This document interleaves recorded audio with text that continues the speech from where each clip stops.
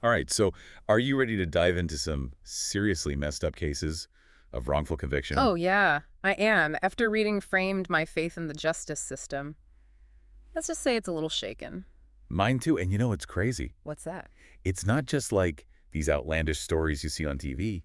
These are real people, real lives, completely derailed by a system that, well, sometimes gets it wrong. Yeah, and Framed, it doesn't pull any punches. It throws you right into these cases, each one more unbelievable than last. Exactly. So we figured instead of giving you a boring law lecture, let's give you a taste of what this book is all about. Think of it as like a trailer for Framed, just enough to pique your curiosity. A sneak peek into the world of wrongful convictions. So where should we start?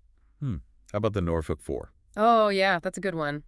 Four sailors accused of a brutal murder seems pretty open and shut, right? Yeah, you'd think so. Naval base, a murder must be one of the sailors. But then Grisham and McCloskey, they peel back the layers. And you see just how twisted this investigation really got. The book really digs into the interrogation tactics, the pressure these guys were under, and how their confessions, even though there was no physical evidence, became the heart of the case. Wait, no physical evidence at all? Nope, none. So how did they even end up as suspects in the first place? Well, that's where it gets interesting. The investigation was driven by assumptions and a rush to judgment instead of, actually looking at the facts. And then later, when DNA evidence enters the picture, boom, the whole case blows up. It makes you wonder how many other cases out there are built on shaky foundations like that. Right, and that brings us to another case that'll make you question everything. Clarence Brandley, a black janitor in Texas accused of murdering a white student. Oh man, this one is heavy. It's the 1980s, racial tensions are running high, and the book doesn't shy away from exploring how that might have played a role in the investigation. I mean, come on, they raised his bail illegally just to keep him behind bars. Exactly. It makes you wonder, was he targeted because of his race, or did they genuinely believe he was guilty? The book goes deep into the legal battles, the evidence or lack thereof that was used against Brandley, and how his lawyers fought like hell to prove his innocence. It's a story of resilience against a system that seems rigged against him. Okay, so we've got questionable investigations, possible racial bias. I'm already hooked. What else is in store for us in Framed? Well, remember how we talked about DNA evidence? Yeah. Get this. There's a guy who pops up in multiple cases, Dr. Stephen Hain. They called him the Cadaver King of Mississippi. The Cadaver King. Okay, that's both fascinating and a little creepy. What's his story? So he performed a crazy number of autopsies, way more than any doctor should. And in Framed, we see how his bite mark analysis, which was later completely debunked, sent two innocent men, Lavon Brooks and Kennedy Brewer, to prison. Hold on, bite mark analysis. Is that even a real thing? I thought that was just something you saw in CSI. It was, and get this, it's still considered admissible in some courts, even though it's scientifically shaky. The book shows how flawed forensic science like this, presented with this air of authority, can have devastating consequences. Okay, now that is terrifying. If something as unreliable as bite marks can land someone in prison, what hope is there? That's the power of this book. It makes you question, it makes you think, it makes you realize that the justice system, while it aims for fairness, is still prone to human error bias and sometimes even outright manipulation. Okay, I'm ready for more. Hit me with another case. What else did Grisham and McCloskey uncover? Let's talk about a case that truly lives up to the book's title, Framed. Joe Bryan, a well-respected school principal accused of murdering his wife. Okay, I'm listening. The police can't find a motive, so what do? They start spreading rumors about his sexuality to create a story for the jury. Seriously, no motive, but they try to smear his name instead. That's just wrong. And then there's this flashlight that supposedly connects him to the crime, but the book dives into the evidence or lack thereof and raises serious questions about whether it actually links him to the crime at all. This is starting to feel like one giant conspiracy theory. Right. But it's all real, right? These are actual cases. Oh, it's real, all right. And it makes you wonder how many other innocent people are out there trapped in a system that's failed them. So much for innocent until proven guilty, right? Right. It's like the more we dig into this book, the more disturbing it gets. Oh, yeah. There's plenty more where that came from, and we'll be right back after a short break to delve into even more shocking cases of wrongful conviction from Framed. It feels like the deeper we go with this book, the darker it gets. Yeah, Framed doesn't just focus on the high-profile cases. It digs into these smaller, lesser-known stories that are just as impactful. Right, like what about Ellen Abney? I mean, Yeah. a woman wrongfully convicted of murder. It's like a tangled web of missing evidence, coerced confessions, shady dealings, you name it. Seriously, how can someone end up behind bars with so many loose ends and inconsistencies? Hmm. Did anyone even bother to look at the facts objectively? That's what Frame does so well. It lays out the facts, examines the evidence, and exposes the cracks in the system. It makes you wonder how many other cases are out there just like this. Right? Cases that have slipped through the cracks because of oversights or biases or just plain incompetence. Okay, so we've got police pressure, flawed forensics, racial bias. It's like a recipe for injustice. Is there any hope in this book at all? Oh, yeah, there is, and that's what makes Framed so compelling. Yeah. It doesn't just point out the problems, it also highlights the fight for justice. So give me an example. How about the case of Mark Jones, Dominic Lucci, and Kenneth Gardner, 3 soldiers accused of a racially motivated murder in Savannah, Georgia? 3 soldiers. Wow, that sounds like a media circus waiting to happen. It was. They were out celebrating wrong place, wrong time, and bam, they're caught in this whirlwind of mistaken identity and false accusations. And I bet the racial dynamics didn't help their case either.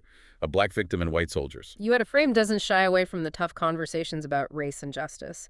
It examines how those factors might have influenced the trial and the verdict. It's like a domino effect. One bias leads to another, and suddenly these guys are fighting for their lives against a system that seems determined to fit them into a narrative, whether they belong there or not.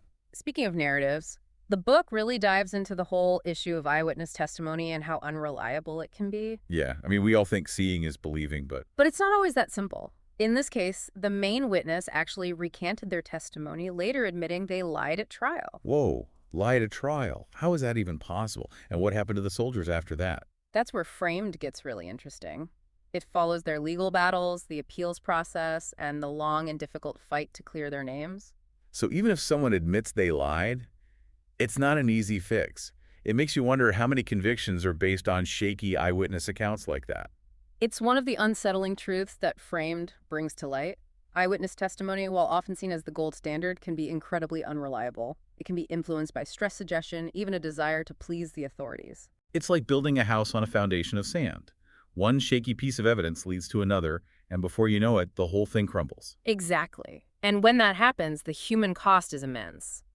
Take the case of Kerry Max Cook, for example. Another case of the system gone wrong. He was accused of a brutal murder, a crime he always maintained he didn't commit, and the book meticulously examines the evidence, revealing a series of missteps, questionable forensics, and unreliable witnesses. Okay, I'm sensing a theme here.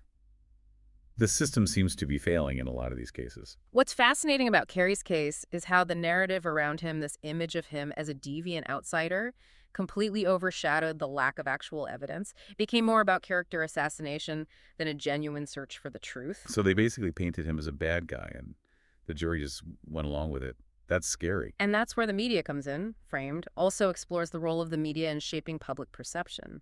Headlines screaming sex slayer details of the crime splashed across newspapers. It all creates this frenzy of fear and outrage that makes it almost impossible to get a fair trial. It's like someone's already guilty in the court of public opinion, even before they set foot in an actual courtroom. Exactly. And this theme, this pressure to get a conviction to close the case, to appease the public's demand for justice, it runs through so many of the cases in Framed. It's like this invisible force pushing the scales of justice in the wrong direction. It's like investigators get so focused on finding someone to blame that they lose sight of the truth. Exactly. They get tunnel vision and miss important details, or even worse, ignore evidence that doesn't fit their theory.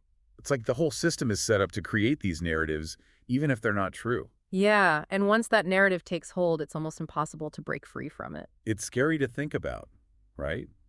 That the very system meant to protect us can sometimes be the one that fails us the most. And the consequences are devastating. Lost years, families torn apart, this constant fight to clear their names. It's a burden they carry even after they're finally exonerated. Speaking of exoneration, we've talked a lot about flawed investigations, unreliable witnesses, media frenzy, but what about confessions? I mean, if someone confesses, that's pretty much a slam dunk, right? You'd think so, right? But Framed really digs into the psychology of false confessions.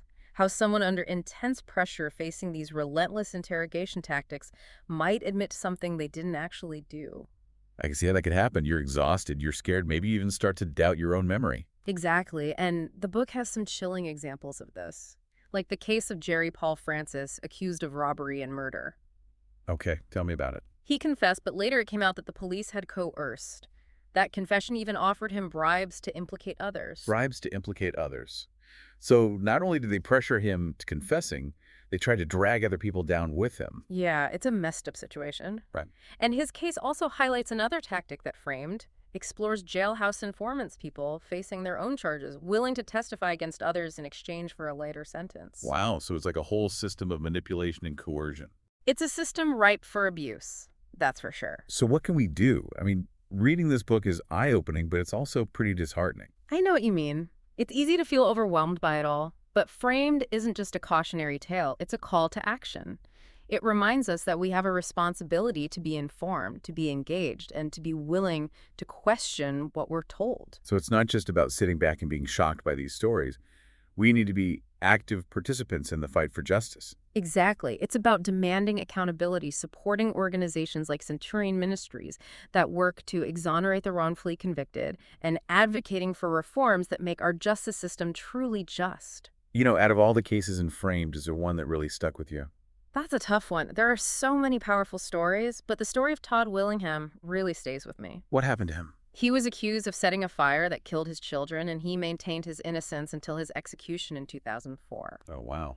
The book examines the scientific evidence, or lack thereof, and it casts serious doubt on the arson findings that led to his conviction. It's a stark reminder that we're not just talking about prison sentences, we're talking about life and death.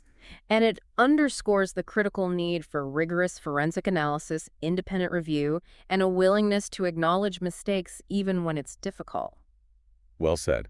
I think that's a good place to wrap things up with a sense of responsibility and a call to action. Absolutely. Framed isn't just a collection of stories. It's a challenge to each of us to be more informed, more engaged, and more committed to making sure that justice is truly served. It makes you think, if these cases can happen, could it happen to anyone? What safeguards do we need to make sure that justice is really being served? That's something for everyone to consider.